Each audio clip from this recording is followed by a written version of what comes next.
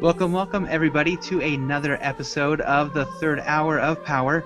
This is Grady of This Mormon Life, and this week we are talking about Chapter 15 of the Ezra Taft Benson Manual, which is the Sacred Callings of Fathers and Mothers. And I invited two guests this week to talk with us about this lesson, and they are Brian and James from the 25th month. Hey guys, thanks so much for joining us tonight. We're so glad to be here, Grady. Thank you so much for having us. Yeah, we're very excited about this, Grady. Thank you. That's right. So the first voice you heard, that was Brian, and then the second one was followed by James. Brian, why don't you take a second just to tell us quickly about what the 25th month is? Yeah, so the 25th month is a company that James and I started to really give added value to the return missionary, to help them in that transition period of life to get set on the foundation of a successful life. We want to help our return missionaries to figure out their career, figure out their education, figure out dating and marriage and all those fun things that come with it. A lot of return missionaries come into that overwhelmed period, and we're here to help them through our events and training so they can really find success in life. Nice, nice. You know, there's a big problem right now with missionaries going inactive after they come home from their missions. And you know, one of the things I think is important is that they find value as they come and return to church again, and they go to sacrament, Sunday school, elders quorum, Relief Society, that they find value in there. That's part of what we do here at the Third Hour of Power, is we talk about the lessons to kind of help you give everyone a heads up. Likewise, you are a teacher, and you are trying to find content or trying to find new ways to approach the subject. Listening to the podcast is going to be able to help you to get some inspiration and some ideas on how to share the lesson. This week it's nice. I'm a father, and I have a wife who's a mother, and so it's exciting learning about President Benson and kind of what they thought about their roles as fathers and mothers. His wife Flora was a great help to him, and one of the things he talks about in the beginning of the lesson, he says that Flora actually wrote this. She says that if you want to find greatness, don't go to the throne, go to the cradle. There is mighty power in a mother. She is the one who holds hearts. Have you guys had a lot of influence from a good mom in your life, whether that's your wives or whether it's your own moms? I personally think that the mother's role is there's nothing more important. I have an interesting background on that, but my mom has been so influential to me. She's always been there for me and has never let me be alone, and that's something that has really shaped my life for sure. Yeah, and one of the things that you know, it was interesting. I was talking to my boss at work, and we were just having a one-on-one, just talking about just general chit-chat. He's not a member of the church, but he knows that I am, and he asked me, he says, do Mormons encourage women to stay home? And, you know, I thought about it, because sometimes there's those questions that when you say an answer that might be direct, it might be taken the wrong way, but I thought, you know what, I'm not going to mince words. Yes, mothers are encouraged to be in the home with the children because that is the place where they can have the greatest influence for good in society. You know, as I know with my wife and our children, you know, we make sacrifices to make sure that she can stay home with them because no one's going to take care of them like she will, and no one's going to teach them like she will, because that's her divine role as a mother, and she's really good at it. Yeah, I can say, you know, my own personal experience for myself too. 10 years of my life with my mom, you know, not being a member of the church. My mom had drug addictions, and so having that for the first half of my childhood, moving to live with my dad's stepmom, and my stepmom being a member of the church, and that's how I eventually got introduced into it. But having a stepmom who was LDS and teaching me the gospel, teaching me light and truth, and eventually led to me joining the church and going on a mission, brought so much happiness in my life, and that's had a great impact in what my life could have been or where I'm at today. So I definitely to a mother. Yeah. What else stood out to you guys in the lesson? One of the things I really liked is that you know, as President Benson talked about his wife, and his kids talked about his wife, that she was the one that was always there.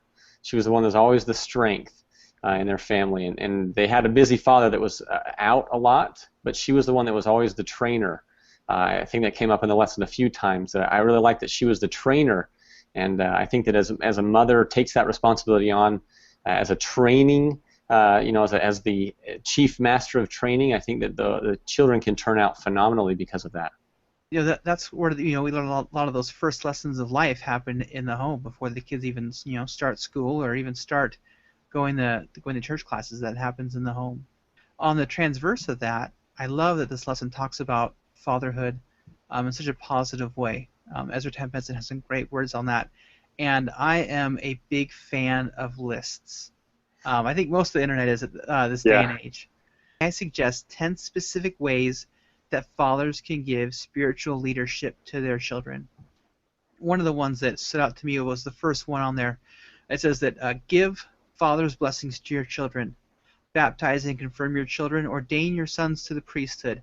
These will become spiritual highlights in the lives of your children.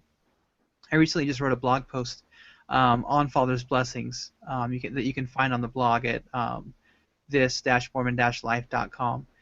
And my children started school this week, and so I gave them priesthood blessings, the older two.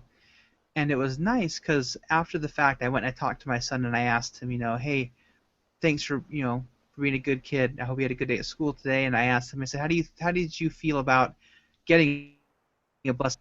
And he says, I really liked it because after I had my blessing, I felt calm and I wasn't nervous anymore for school because I knew I'd be safe and that I'd be protected. And I just think, that's part of what we do as fathers in our role is to be able to protect our children and make sure that they always feel safe and that they feel like they always have a place to call home and a place to be protected and always loved. Yeah, I agree. It was great seeing that list, so to say, and I think a lot of times you always hear comments made, whether at a sacrament meeting or in a priesthood meeting or a meeting over here, oh, you just got to go back to do the basics, you got to read, pray, and go to church. And what I like about this is it gives some specifics of living the gospel, not just the general statement that we hear that are applicable to our lives. One of the things talk about too that I just really stuck out to me is the one-on-one time with your children, and setting aside that time to talk to them about the gospel, to spend time with them. That's a very powerful thing. The thought that keeps coming back, especially now at this time, that I know when I was first married, we didn't really have much direction as husband and wife, and then eventually mother and father on what should we do. We both came from as converts into the church and with different backgrounds, and that's again another reason. Even with 25th month, we want to help these young men and young women have that direction of specific things that will help them become a better husbands and fathers and better mothers and wives to their children, and have that real direction for it. But it's this checklist was very powerful to read and to look at and self-evaluate too.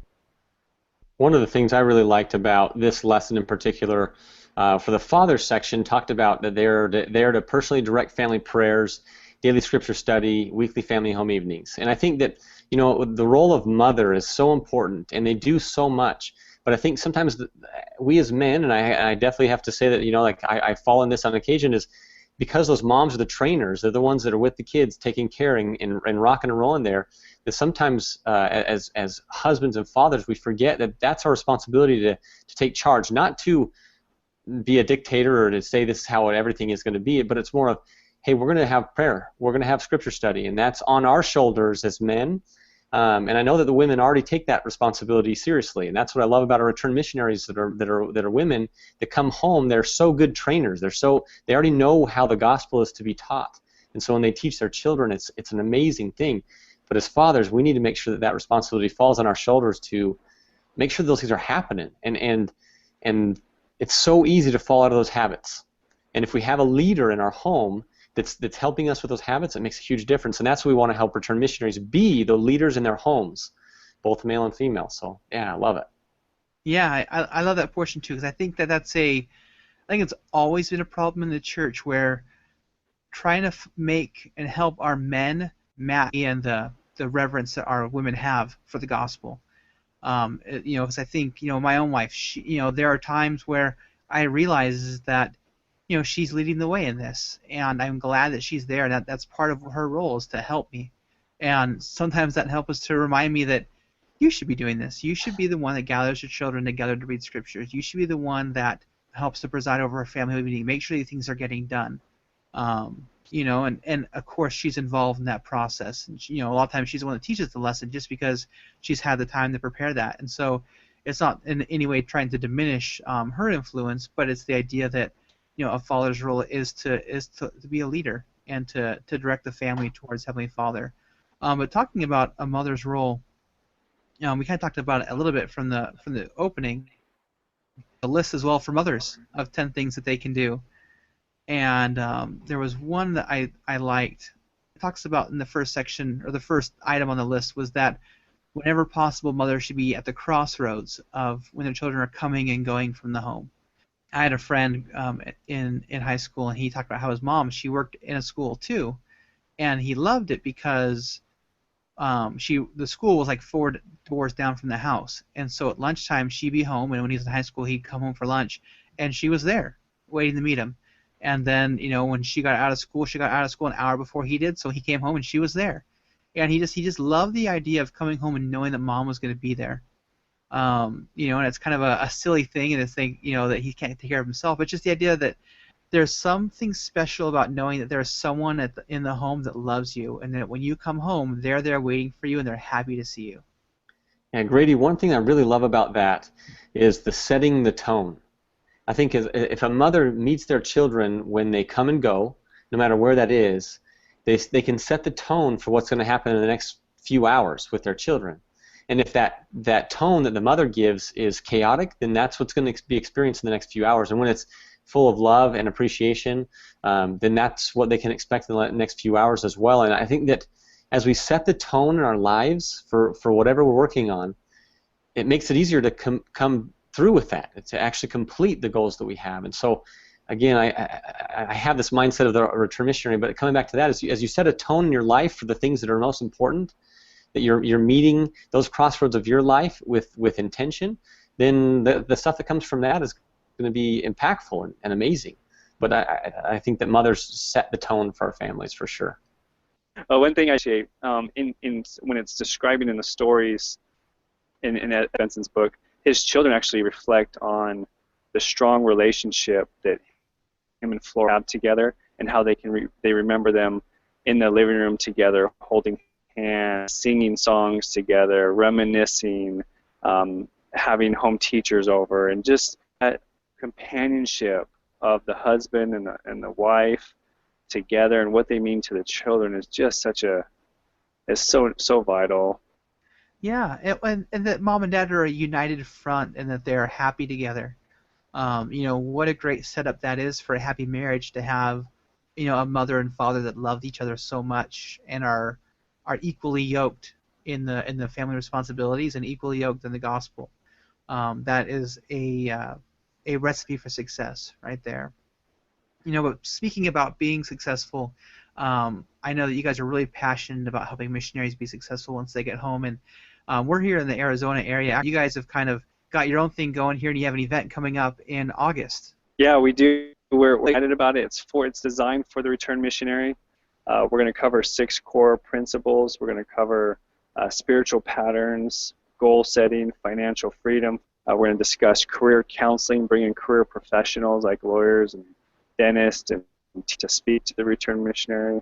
We're also going to talk about personal development and how to improve their lives for the long run. We're talking about dating and marriage.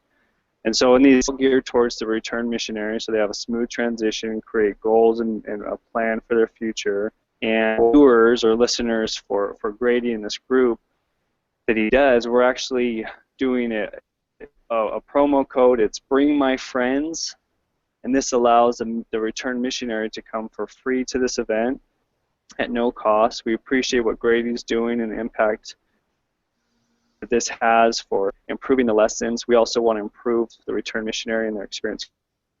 We're doing this special thing as a give back to the return missionary, but we expect a great attendance, a great experience, and for we look forward to seeing the return missionary. So if anyone out there that listens to this knows of a return mission area, please send them to this event. It's going to be fantastic. I just want to reiterate real quick that James and I are so passionate about the return missionary. I mean, we have so much passion to help. We've seen lives change for the negative. We've seen lives change for the positive when they've got the good habits that James had talked about. And so just real quickly, if you didn't hear James, it's 25thmonth.com, so it's 25thmonth.com. You can find that online, and if you want to get into the event as a return missionary, any return missionary, married or not married, if you've been home for a few years and you're still trying to work through career and education and all that kind of stuff, then go to 25thmonth.com and then enter in the promo code when you get to that page. Bring my friends, all lowercase, and that way you can jump in for free, which is ridiculous. I mean, we're giving you all kinds of fun stuff, so I don't want to go into a ton of detail, but know that we just want to serve Grady's phenomenal following to help inspire people for the better, and that's what we're all about. Yeah, well, I appreciate that. That's really nice of you guys, and I'm passionate about it too. I mean, I love missionaries, and it's always one of those things where I've been really trying to find ways to help missionaries as they come home, and sometimes, that return home isn't at the 25th month. Sometimes that return home is at the 13th month or the 8th month or the 2nd month, and I think it's so important that there are things there to help these missionaries to come home, no matter what stage they're in, to find success and to not get lost in the frenzy that comes around when they return. Brian and James, thanks so much for joining us today. We appreciate your input. It's been a pleasure to be here, Grady. Thank you so much. Yes, thank you. All right, so on behalf of James and Brian, my name is Grady of This Mormon Life. That is this-mormon-life.com. And on behalf as well, our benefactors, This Week of Mormons, this has been the 3rd Hour of Power, and until next time, we wish you all a fond adieu.